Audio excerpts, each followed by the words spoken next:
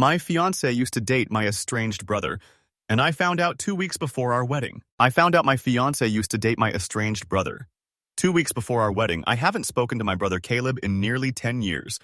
We had a massive falling out when we were in our early 20s. He slept with my college girlfriend. Didn't even deny it.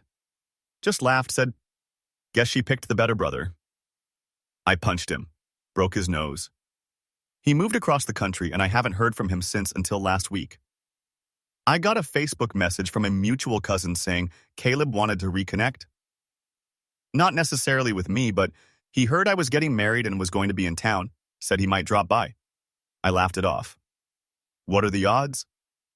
That night I casually mentioned his name to my fiancée, Anna. Just a throwaway comment. My cousin says Caleb might be around. I expected her to shrug. Instead, she froze, and I mean, froze. The kind of stillness where every atom in the room goes quiet. Then she said softly, "Wait, Caleb Walker." Yeah, that's when my stomach dropped, that feeling like you just stepped off a cliff and there's no ground beneath you.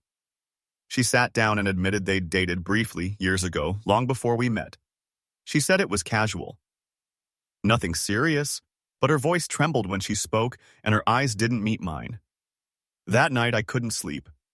I stared at the ceiling, my mind replaying old wounds like a highlight reel from hell. Caleb. The one person I swore I'd never forgive. And now he's tied somehow to the woman I love more than anything. I didn't yell at Anna. I didn't accuse her of anything. But I did ask over and over, "Why didn't you tell me?" She said she didn't know he was that Caleb until I mentioned his full name.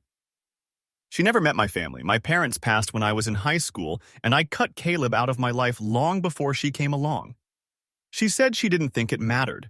She was scared it would ruin things. But here's the thing. It did ruin things. Not in a loud, explosive way, but in that quiet, creeping doubt sort of way.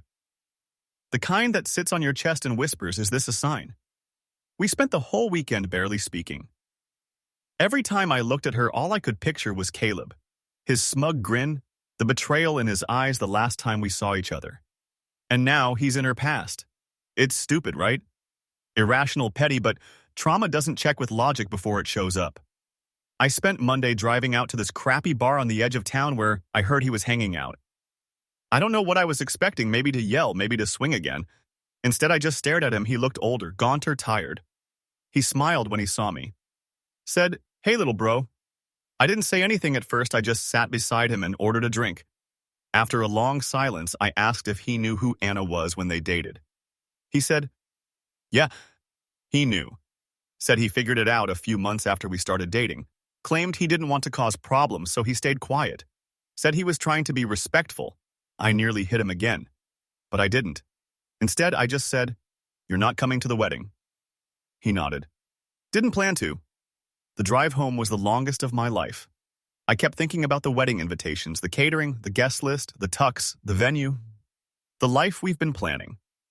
But mostly, I thought about Anna and whether this was something I could move past. When I got home, she was sitting on the floor, wedding brochures scattered around her like autumn leaves. She looked up at me with these red swollen eyes and whispered, "Are we okay?" And I didn't know what to say. I still don't. I love her. God, I love her. But every part of me is screaming that marrying her would mean burying this forever. That choosing her means erasing the last piece of myself that still hates what Caleb did. But the truth. If I let this stop me, I'm letting Caleb win again. So I told her the truth, that I'm hurt, that I feel like the universe played the cruelest joke imaginable, that I need time, but not forever. Just a few days to breathe. We postponed the wedding. Not canceled, just postponed.